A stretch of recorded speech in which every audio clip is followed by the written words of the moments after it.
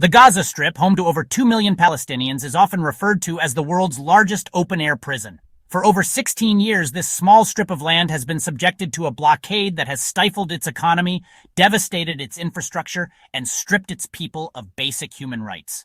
Over the years, recurring cycles of violence have led to widespread destruction and loss of life. Multiple international organizations have documented and concluded that Israel's actions amount to war crimes and, in many cases, genocide. Today, we unravel the complex history, the recent escalation, and what lies ahead for Gaza, a region that continues to endure unimaginable suffering. To understand the ongoing tragedy in Gaza, we must go back to 1948. The world is still reeling from the aftermath of World War II, and in the Middle East, a new conflict is brewing.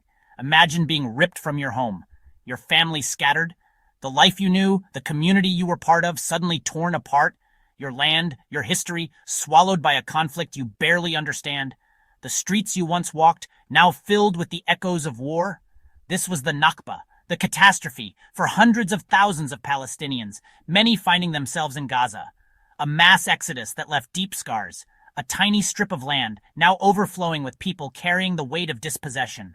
Gaza, once a quiet coastal region, transformed overnight. This wasn't just about lost homes, but lost futures, dreams shattered and hopes buried under rubble. Gaza, once rich in its unique identity, became a symbol of resilience and resistance, forever defined by displacement and a lingering wound that shapes its reality today. The trauma of that forced exodus, the stories passed down through generations, it's all woven into the fabric of Gaza.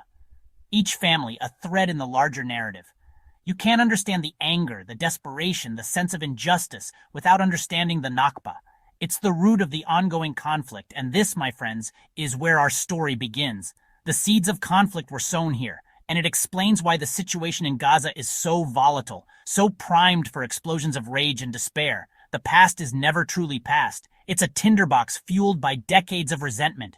Each generation inherits the pain and the struggle of the last. And the match? Well, that came later, but the kindling was laid in 1948, and it has been smoldering ever since. Fast forward to 1967, the Six-Day War. Israel occupies Gaza. This marked a significant turning point in the region's history, a moment that would shape the lives of countless individuals for generations to come. Suddenly, the people who had already lost so much were now living under the direct control of those they held responsible. The atmosphere was thick with tension, fear, and uncertainty. Imagine that for a second. Imagine waking up every day knowing that your freedom, your movements, and even your future were no longer in your hands. Imagine your life dictated by the very people you blame for your grandparents' suffering. The weight of history pressing down on your shoulders, a constant reminder of past injustices. Not exactly a recipe for peace and harmony, is it? The seeds of resentment and anger were sown deep, and it was only a matter of time before they began to sprout. Resistance, both armed and peaceful, became a way of life. It was a means of asserting identity, of reclaiming some semblance of control in an uncontrollable situation. But with resistance came crackdowns, curfews, checkpoints. The daily grind of occupation wore down the spirit, but it also fueled the fire of defiance, the slow, grinding erosion of basic freedoms. Every aspect of life was touched by the heavy hand of control, from the simplest of errands to the most significant of life events. Gaza became, in essence, an open-air prison, a place where hope was scarce and the future seemed bleak. And when you cage people in, when you strip them of agency and hope, don't be surprised when they lash out. Desperation breeds defiance. And lash out they did. The streets of Gaza became battlegrounds, the cries for freedom echoing through the alleys and squares. From the first Intifada to the rise of Hamas, Gaza became synonymous with resistance, however futile it seemed. Each act of defiance was a statement, a cry for recognition and justice. But here's the thing. Desperate people do desperate things. When pushed to the brink, the choices become stark and often tragic. When your only options seem to be to suffer in silence or fight back against impossible odds, the choice becomes tragically clear. The cycle of occupation and resistance continues, innocent people entrenched in their struggle, each day a testament to the enduring human spirit. By 2007, things went from bad to unimaginably worse. The situation, already dire, took a turn for the catastrophic. The blockade began.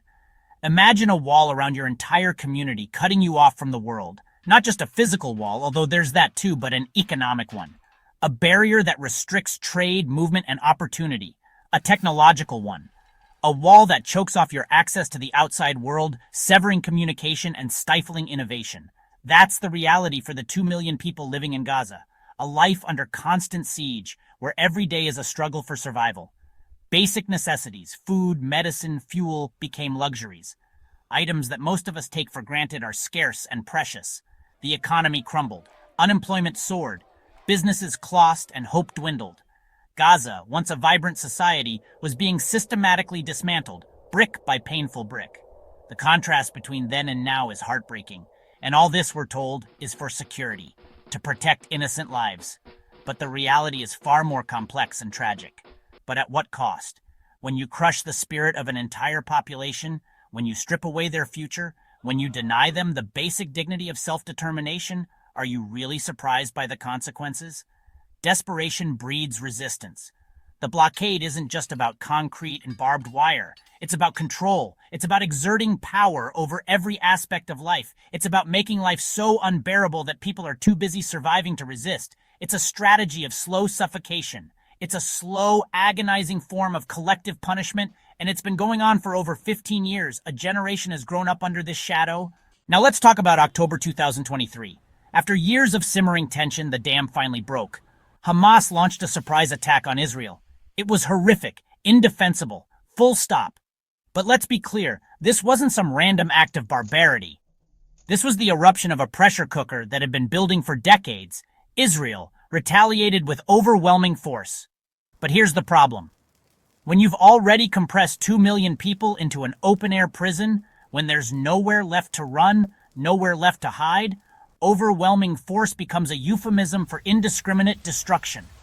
We've all seen the images. The rubble, the hospitals overwhelmed, the children pulled from the wreckage. It's a horror show. The humanitarian toll in Gaza is staggering. Hospitals are overwhelmed with more than 110,750 injured people needing urgent care. Diseases are spreading rapidly due to destroyed water and sanitation systems. Malnutrition is widespread, and the psychological impact is immeasurable. Children, who make up nearly half of Gaza's population, are growing up amid constant trauma, with studies showing alarmingly high rates of PTSD. These conditions are not accidents of war. They are the result of deliberate policies.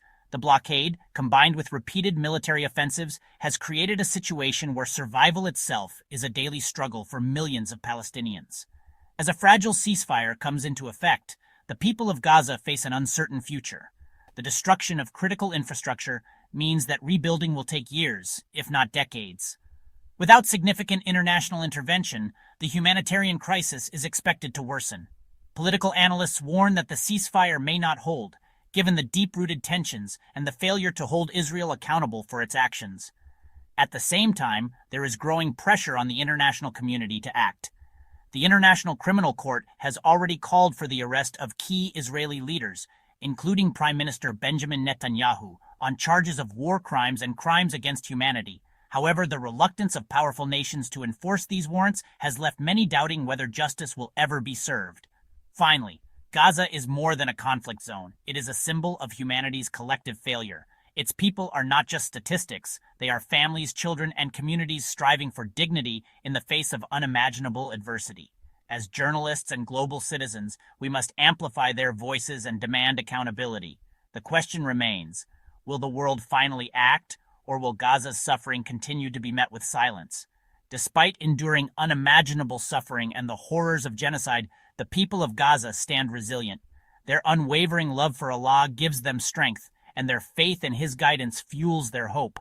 With steadfast trust in Allah's mercy and justice, they continue to persevere against all odds, holding on to their dignity and faith as pillars of their endurance.